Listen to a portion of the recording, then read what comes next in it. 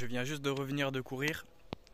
Dans cette vidéo, je vais vous parler de comment trouver son modèle gagnant, son modèle de trading gagnant. Alors, ça peut être n'importe quoi. Réellement, il y a tellement de possibilités, c'est infini, c'est vraiment infini. Ok, là c'est quelques jours après que j'ai tourné le début de la vidéo. Alors de quoi je parlais? Notre modèle, ça peut vraiment être n'importe quoi. Je connais quelqu'un, par exemple, il trade les retournements en utilisant les standards déviation. Il projette les mouvements de manipulation et puis il a les standards déviation. Le prix algorithmique, il s'arrête à ces points-là. Il combine ça avec un point d'intérêt higher time frame. Et puis il cherche un inversement, CSD, changement d'état de création. Et ça marche super bien pour lui.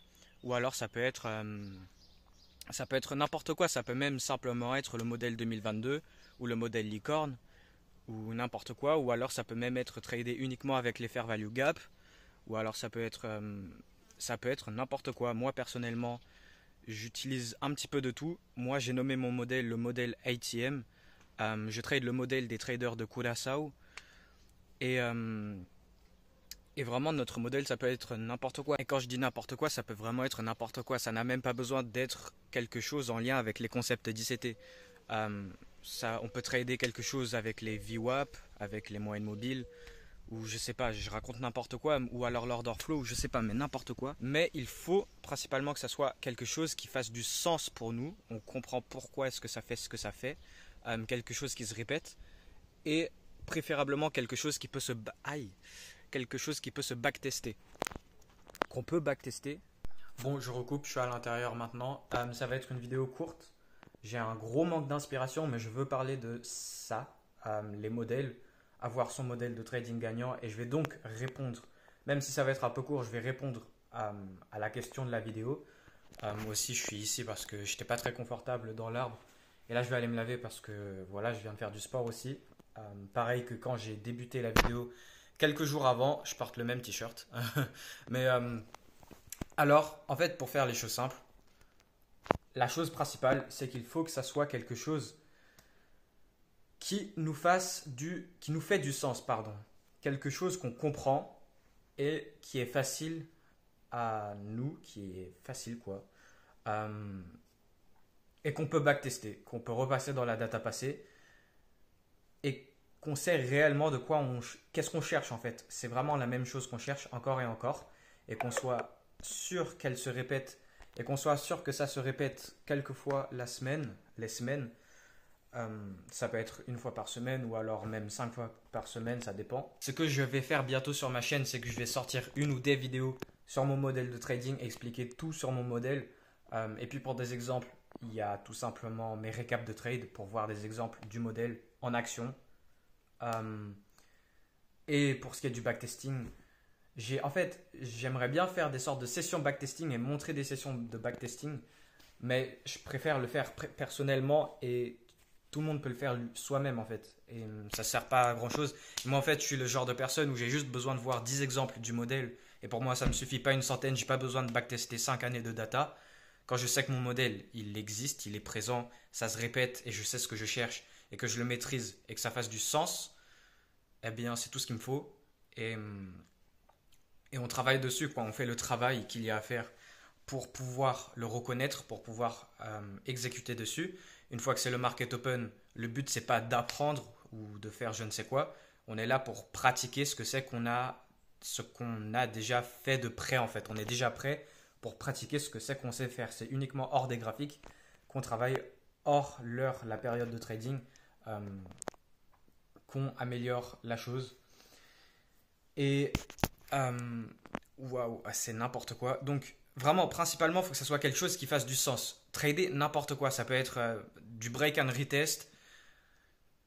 Là, en fait, bon, je vais raconter n'importe quoi, mais ça peut être, bon, généralement n'importe quoi, ce que vous voulez. Bon, je coupe, peu importe ce que c'est. Vraiment, ma chaîne, c'est principalement par rapport au trading sur les concepts d'ICT pour les traders ICT. Parce que ICT, il nous a donné comme ce genre de langage qu'il a créé pour pouvoir comprendre des signatures de la création de prix algorithmique par rapport au temps et l'efficience de prix. Et avec ça, avec des concepts, on peut se créer un modèle qui se répète vu que l'algo, elle fait ce qu'elle fait, quoi. elle crée son prix et ça se répète et on peut avoir des modèles qui se répètent.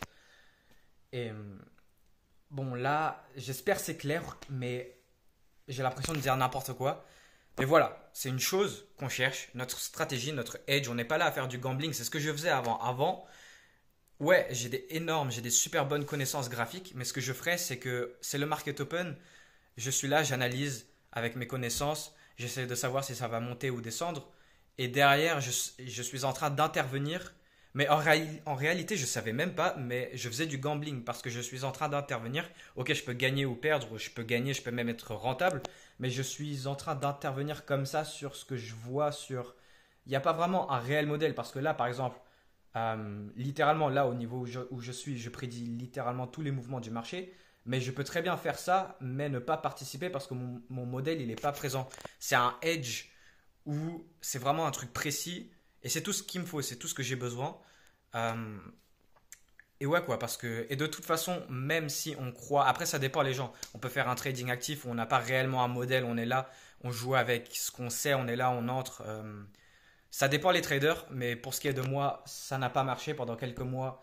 Avant, ce que je serais en train de faire, c'est du coup ce que c'était que j'étais en train de vous dire. C'était que je peux savoir ce qui se passe. Je suis en train d'analyser. Très bien. Je sais que ça va monter et je cherche, je me crée un setup, je me crée une chose pour pouvoir appuyer sur ce bouton d'achat. Et sur le long terme, ça passe pas. Des fois, je peux gagner, des fois, je peux perdre. Par exemple, là récemment, là, la journée de trading précédente, par exemple, là, hier, c'était jour férié. La journée d'avant, c'était une très bonne journée. Le marché il s'est bien étendu vers le haut pour faire des nouveaux plus hauts historiques sur le Nasdaq. Et vraiment, le contexte, il était parfait. Il y avait une bonne narrative. Je savais exactement ce qui allait se passer. J'étais devant le graphique. J'étais synchro avec les bougies qui est en train de s'imprimer, le temps qui est en train d'avancer. Très bien. Je sais ce qui va se passer. Et ce que je sais ce qui va se faire, ma synchronisation et mon expérience en mode juste, je sais ce qui se passe. Les marchés, c'est devenu comme une seconde nature. Ok, ça monte, je sais, j'ai tout prédit, j'ai prédit tout à la perfection, j'ai même prédit le point haut. Mais derrière, mon modèle, il n'était pas là, donc je ne suis pas intervenu. Et je sais de ne pas faire ça. Ok, j'aurais pu intervenir, mais sur le long terme, ça passe pas. Parce que, après, bon, c'est une autre histoire là, mais ce que je suis en train de dire, c'est qu'il faut vraiment. En fait, si tu gagnes pas, c'est que on n'a pas ce truc qui se répète, un vrai bon modèle. On sait exactement ce qu'on cherche. Euh, et ouais, quoi. Il faut que ça fasse du sens. Peu importe ce que vous croyez, peu importe les théories ou les concepts ou je sais pas, mais il faut que ça fasse du sens, qu'on comprenne pour que ça. On aime bien le truc. C'est pas. Il faut pas que ça fasse mal à la tête de pouvoir faire ça et que ça soit c'est chiant et tout. Si, par exemple, moi je fais du swing trading sur le forex aussi et rien à voir avec les concepts d'ICT. Je trade la stratégie Set and Forget de Alex G, Forex Alex. Sur les réseaux, c'est FX Alex G, FX Alex G. Et lui, comment c'est littéralement tendance, niveau d'intérêt, confirmation. Les niveaux d'intérêt, c'est ouais, des niveaux sur lesquels le prix respecte. Il trouve des supports et résistances. Euh, et pour moi, ça me fait sens pour faire du swing trading. C'est un truc qui fait du sens. Genre, j'ai mon modèle pour faire du swing trading, le modèle Set and Forget, voilà le truc de Alex, quoi. Et il y a la tendance. On a un niveau d'intérêt. Le prix me montre les confirmations à partir du niveau d'intérêt qu'il va former ce higher low ou lower high pour ensuite faire la continuation de la tendance et faire un nouveau higher high ou lower low, dépendant de si on est haussier ou baissier. Et en mode, ok, il n'y a pas ce contexte avec le IPDA, avec les concepts d'ICT et tout, mais ça me fait sens et je vois cette chose qui se répète. Ça marche et c'est rentable. Après aussi, Alex, il a une Bugatti, il a une SVJ, il a 9-10 voitures. Mais bon, c'est pas ça, mais voilà, le truc il marche quoi. Euh, et voilà, et ça peut vraiment être n'importe quoi. Aussi, bon là rien à voir, mais c'est drôle parce que en faisant le swing trading sur le forex avec des concepts un peu, voilà, support et résistance, des fois je peux même utiliser des niveaux diagonales, comme il y en a, ils appellent ça les trendlines ou ouais quoi, mais c'est vraiment un truc si simple. J'utilise aussi la moyenne mobile 50 et je m'assemble un sort de truc et ça fait du sens. Pourquoi est-ce que ça monte et ça descend? Pourquoi est-ce que ça réagit de mes moyennes mobiles? Pas les moyennes mobiles, les niveaux d'intérêt. Et ce que je disais aussi, c'est que comme par hasard, ça se connecte parfaitement avec les concepts d'ICT. Ok, Alex, il est très fort sur les marchés. Il a littéralement, il est bien quoi. Mais il ne sait pas réellement ce qui se passe derrière les marchés. Il ne sait pas réellement que en fait, son niveau d'intérêt, c'est juste une signature qu'en fait, il y a quelque chose d'encore plus avancé derrière, une PD array qui se fait réutiliser et basée au temps. Mais bon, il y a pas besoin de savoir tout ce qu'il y a à savoir sur le marché. Le but à la fin de la journée, c'est de gagner de l'argent et et de ne jamais avoir besoin de bosser de sa vie et de devenir riche et de pouvoir faire tout ce qu'on veut faire. Que ça soit voyager, acheter une Bugatti comme Alex ou je sais pas moi, n'importe quoi. Moi personnellement, je veux une Bugatti. Vous allez me voir plus tard avec une Bugatti. Mais comment on fait ça? Il faut ne pas faire du gambling, avoir un modèle, avoir sa stratégie, avoir son plan. Il faut que ça soit bien écrit ou après, ça dépend des personnes. Peut-être on peut faire du trading comme ça par intuition, par connaissance, par ouais, je sais que ça va monter et descendre. Ok, il y a ça, maintenant j'entre. Mais moi, pour ce qui est de moi, comment je suis, non. Un modèle, même le modèle 2022, c'est littéralement juste prise de liquidité, inversement de sens, retour dans une fair value gap qui a créé, qui a été dans cet inversement de sens, et puis continuation vers une liquidité opposée. Ici, hein, on a un niveau de sell side, de liquidité vendeuse. Le prix il vient le prendre, il fait un retournement, soit il inverse une fair value gap, ou alors il fait un market structure shift, ou alors il fait une BPR où on peut connecter avec plein d'autres trucs. Et une fois que ce retournement il est fait, soit on entre directement, ou alors on peut avoir un petit retracement dans une fair value gap ou peu importe quel point d'intérêt qui a été fait pendant ce changement de sens. Et après, on vise une liquidité opposée. Donc ici, on a un niveau de buy side, là, niveau de sell side, on a pris la sell side pour ensuite aller à la buy side. Et on entre avec un modèle inversement de sens, CSD, market structure shift, retour dans un fair value gap. Et voilà.